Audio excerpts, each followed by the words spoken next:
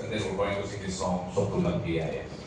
Sabi rito, now the next day that followed the day of preparation, the chief priests and Pharisees came together unto Pilate, saying, Sir, we remember that the deceiver said, while he was yet alive, after 3 days I will raise again. Command therefore that sepulchre be made sure until the third day, lest his disciples come by night, and steal him away, and say to the people, He is risen from the dead, so the last error shall be worse than the first. Pilate said to them, You have watched, go your way and make it sure as you can. 66, so they went and made the sepulchre sure, sealing the stone and setting a watch. Hallelujah. Let's sing this song. Then let us welcome the special favor of God to manifest in our lives today. Hallelujah.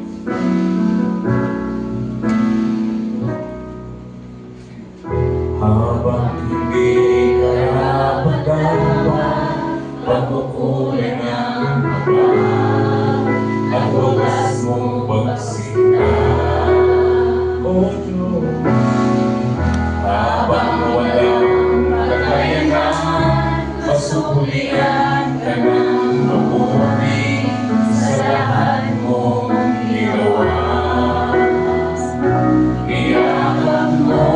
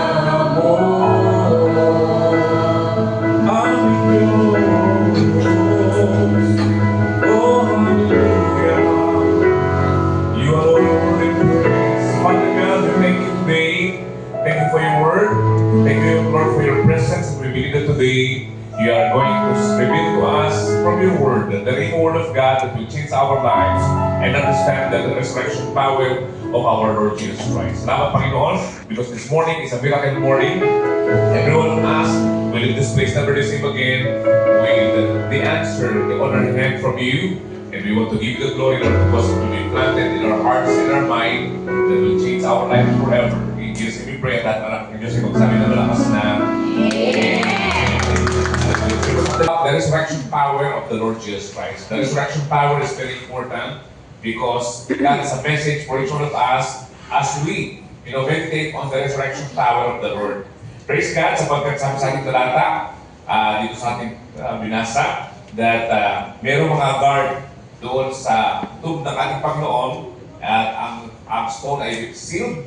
At the same time, may mga nagbabantay, may governor seal ang tawag po doon. And we want to thank God sapagkat the Lord God Almighty has given us revelation on this passage. Unang-una po, tandaan natin that, in this passage, yung ating pong 28, kakaiba po, binasa natin yung 27, pero yung Matthew chapter 28, ito po ay continuation ng ating pong talata. Sabi sa verse 1, in the end of the Sabbath, as it began to dawn, toward the first day of the week, and Mary Magdalene and the other Mary to see the sepulchre, and behold, there was a great earthquake, for the angel of the Lord descended from heaven and came and rolled back the stone from the door and sat on it. And in verse 3, his countenance was like a lightning, and his raiment white as snow. And verse 4, and so fear of him the keeper did shake and became as dead men. And the angel answered said unto the woman, Fear not, for I know that you seek Jesus which was crucified. He is not here, for he is risen, as he said, come and see the place where the Lord lay. Sabi sa ating talata, Jesus Christ is no longer there. He is risen. Nung tinignan nila Mary, ang Panginoon ay tunay nga na nabuhay na muli. The greatest news of all time came from the grave. Yung pinakamabuting balita po ng buong mundo ay galing po sa cemetery, yung graveyard. Ito po yung kamatayan ng ating Panginoon. And this is the greatest news of all time. Praise God, sapagkat all the world is celebrating the Easter, and they recognize that Jesus Christ exists from the dead. Jesus' death is a very greatest news of all times. At ito po ay hindi galing po sa hospital, hindi galing sa kumpanya, but galing sa sementeryo. Bigyan mo ang good news ay galing sa sementeryo that changed our life forever. And today, let me share with you ang isa pong napakagandang pag-aralan tungkol po sa salita ng Diyos, the resurrection power of the Lord Jesus Christ. Taalala ko tuloy, may namasyal sa Israel. Itong taong ito ay kasama yung kanyang biyanan. Sila ay namasyal at ang mother-in-law po niya, they enjoyed Israel. The scenery, the people, the food, and with the mother-in-law ay tuloy nga na they have company. Pero, ang nangyari po, dun sa Israel, namatay yung mother-in-law. The mother-in-law that died. And of course, it was a shock news sapagkat doon pa sa Israel namatay, galing sa Pilipinas po yung dalawang bumisita ng Israel. At nung namatay yung kanyang mother-in-law sa Israel, ay sinilay siya ng punerarya. The funeral parlor said, Sir, saan niyo gustong ilibing yung mother-in-law niyo? Dito ba sa Israel o sa Pilipinas? Sabi niya, sa Pilipinas. Sir, problema po yan. Kasi if you will bury your mother-in-law in the Philippines, you need 250,000 pesos para i-travel yung kanyang bangkay papunta sa Pilipinas. Pero pag ito nyo sa Israel, ililibig 7,000 pesos lang. Kaya po mag-isip-isip ka, Sir, are you going to bury your mother-in-law sa Israel, dito sa Israel, or in the Philippines? Sabi nung lalaki, doon ko lang nilibig sa Pilipinas. Sir, nilibig lang kayo, napakamahal. 250,000 pesos. Samantalang dito, 7,000 pesos lang. Mag-isip-isip ka. Sabi nung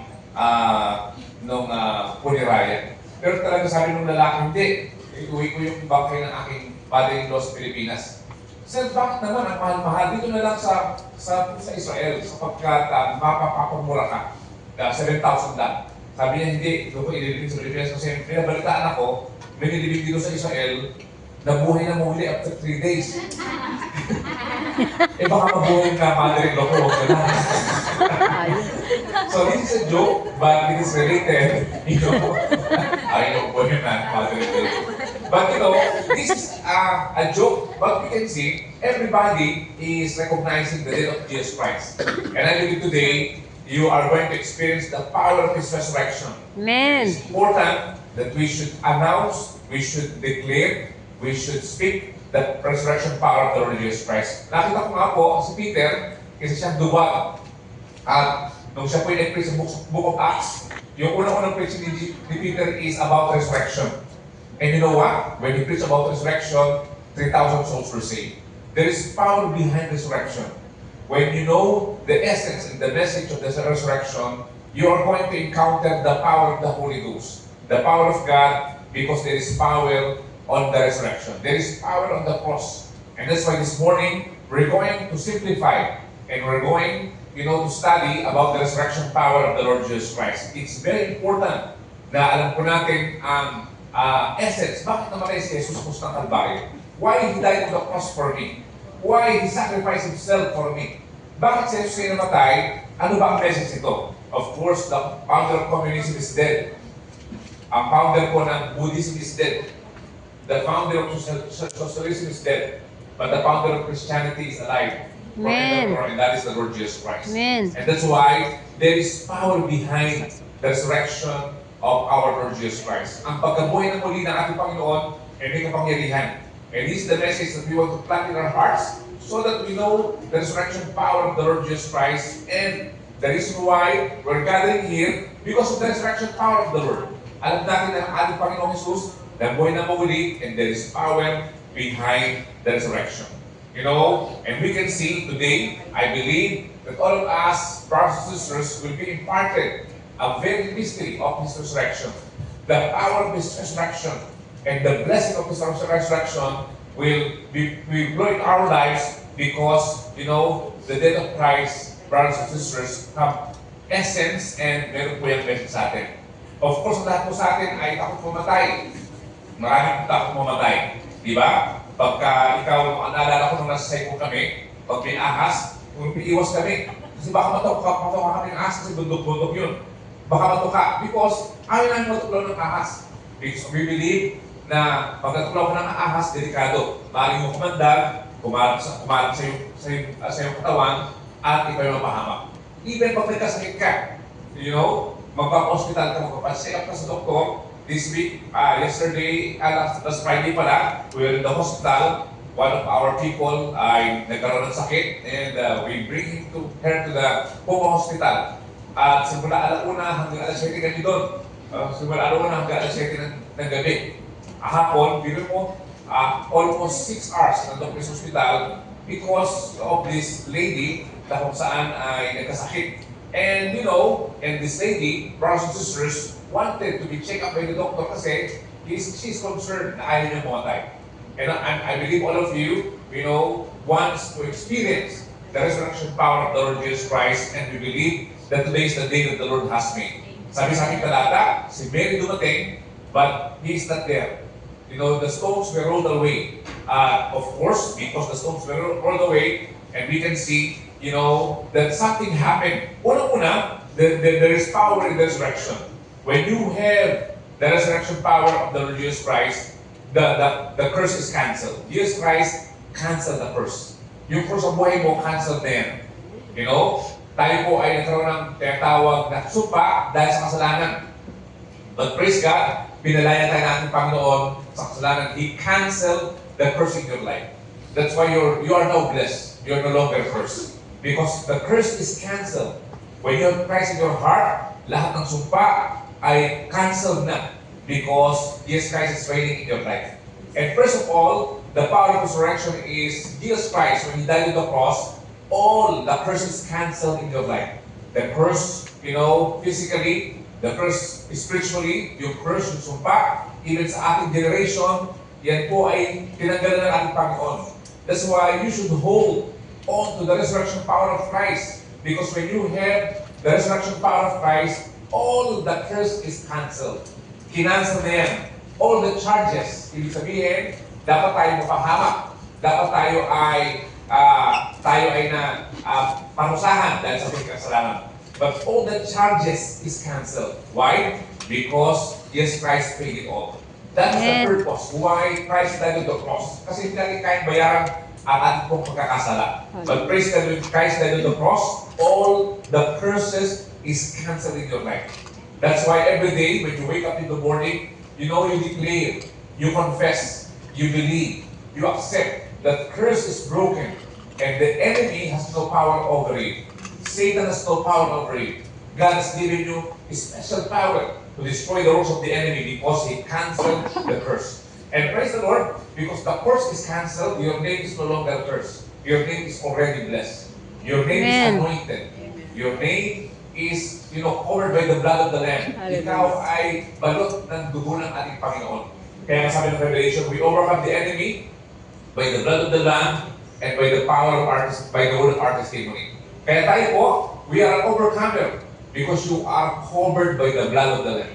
His death, the resurrection power of the Lord Jesus Christ, cancel every curse that the sin has imparted in our lives. That's why you are blessed when you have Christ. Amen. That's why ikaw ay pinagpala lubos ng ating Panginoon. Nababago ang buhay mo. Pag mayroon ang Kristo sa buhay mo, Jesus Christ is in you, marami na mabago. Hindi lamang ang iyong buhay, pati ang iyong pamilya. They are going to be the cancellation of the curse of your life because of Christ. Kaya nga sabi ng ating talata, in this passage, when Jesus Christ died on the cross, then binisita nila Mary.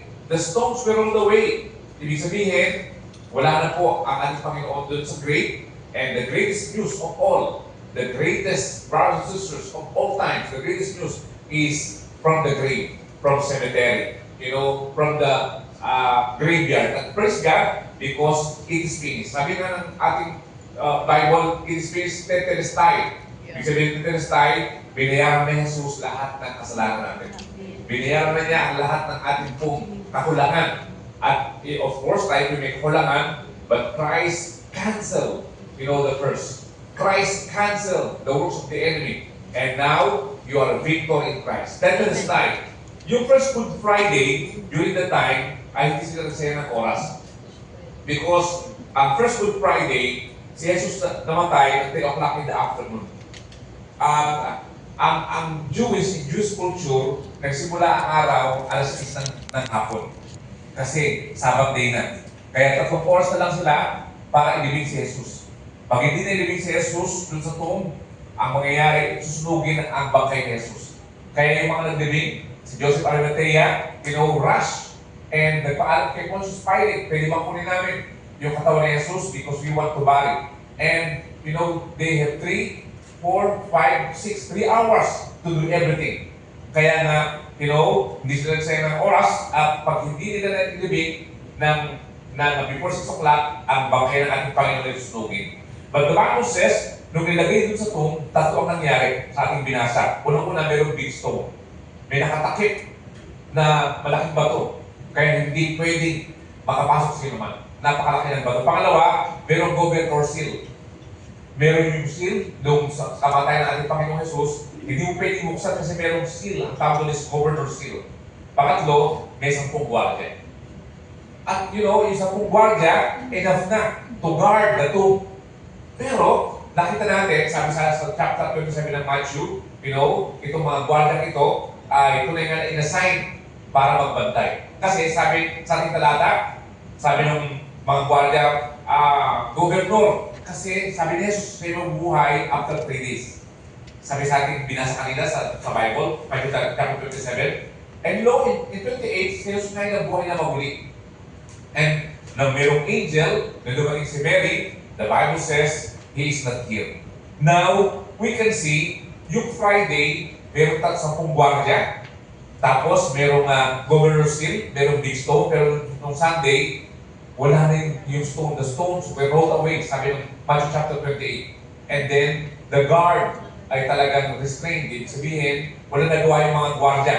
At the same time, yung governor seal ay tunay nga na wala na. Ibig sabihin, we can see in this passage that, ang ginawa po ng governor dito sa chapter 28 ng Matthew, ay sinuhula nila yung mga gwardiya. Sabi ng governor, huwag kayong magkasalita na si Jesus na buhay na maguli.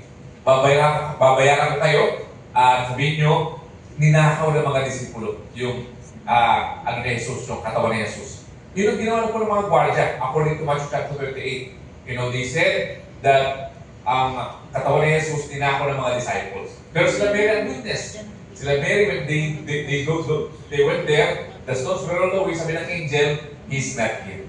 And praise God, there are 2 news during the time. Sa Matthew chapter 28, ang unang news, ninakaw ang bangkay ni Jesus. Ito po ay pasimuno ni Pilate. Ang pangalawang news, yung totoo, yung good news, Jesus Christ has risen from the dead. And praise God, because no one were able, to stop the spreading of the death of the Lord Jesus Christ. That's our resurrection. At tuloy nga ng resurrection power of Christ ay spread all over the world. Even, the governor wants to stop the spreading of the good news, pero ang mabuting balita ay patuloy na pumabakal sa buong mundo. And we can see that is the heart of the gospel. That's why narito ka ngayon sa kalagitnaan ito, because, no one were able to stop the good news of the Lord Jesus Christ. And that is the resurrection power of Christ. He canceled the curse. Pangalawa, walang makastop. No one were able to stop the good news of the resurrection power. And all over the world, they were able to discover the resurrection power of Christ. Kaya sa buong Acts, ang unang preaching ni Peter, 3,000 souls were saved, is the resurrection. 3,000 souls were saved. Tatlong libong tao na saved. Unang preaching ni Peter about the resurrection power of Christ. And when they experienced, the resurrection power of Christ, we can see they were saved. And not only that, they received a lot of signs and wonders. Healing, miracles, because, the resurrection power of Christ is not an ordinary power. It is supernatural power, and it is from heaven. And all of them, brothers and sisters, in the book of Acts, it started with the resurrection power, and the Bible says the world turned upside down. There was revolution when they preached the resurrection power of Christ. And that's why every morning, you claim the resurrection power of Christ, because the Bible says in this passage, Jesus Christ has risen from the dead.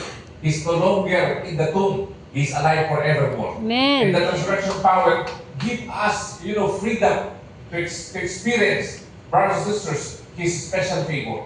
And not only that, He canceled the curse and gives us freedom to experience, the things of God in our lives. And we can see, this is the resurrection power. 3,000 souls were saved. And there is power in this. That's why the resurrection of Christ will stand forever. No Amen. one can hinder the message of the good news. That Jesus Christ died, but He has risen from the dead. Amen. And no one can stop the spreading of this good news, because there is power behind this message. And praise the Lord, kaya sabi ng ating talata dito sa atin, so He's not here, sabi ng angel, He is alive forevermore.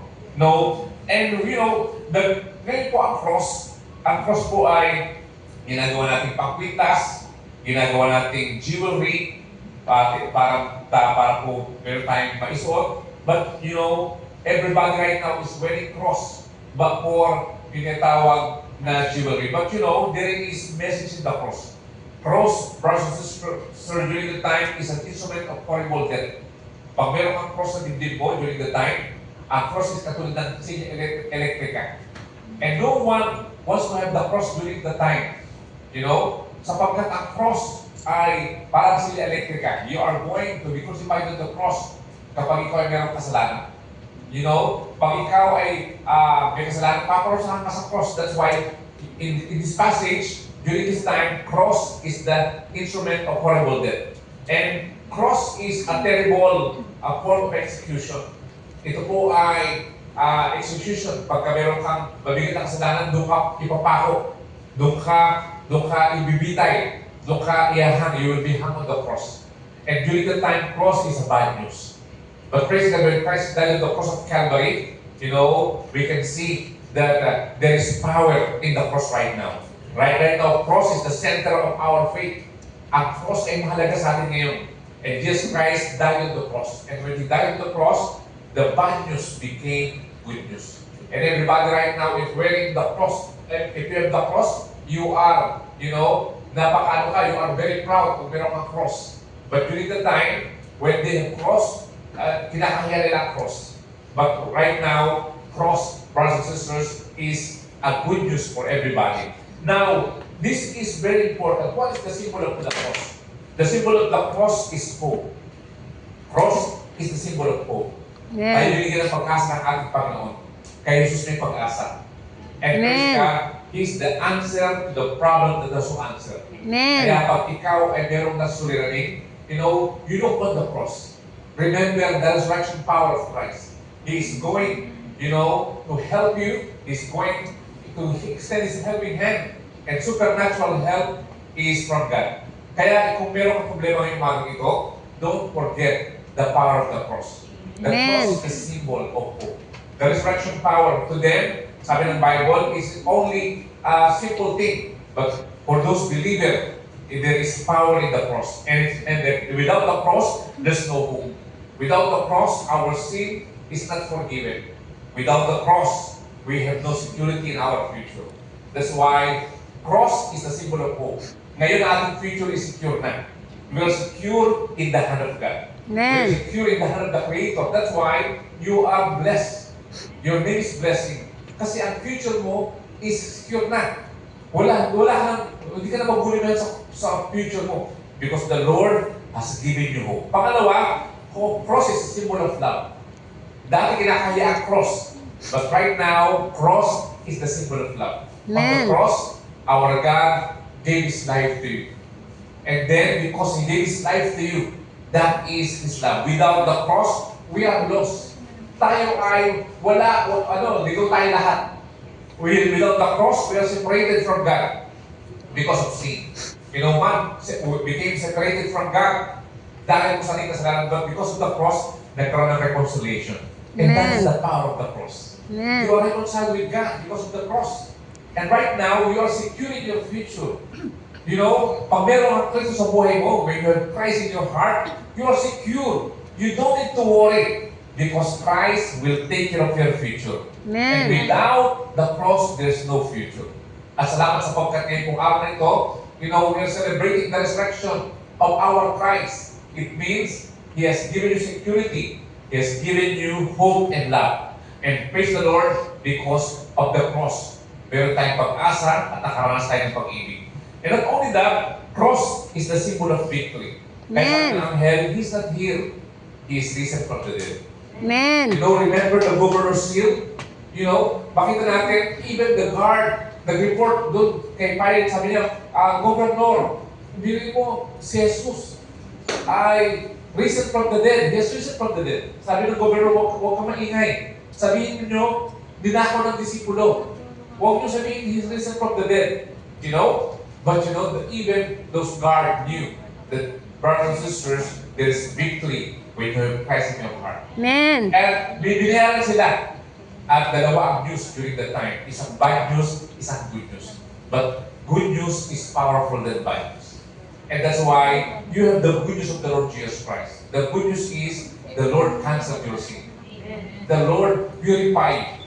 The Lord is your security. The Lord is your future. And we can see in this passage, we can see it is not only hope, it is not only love, but victory. He disarmed the power of the enemy.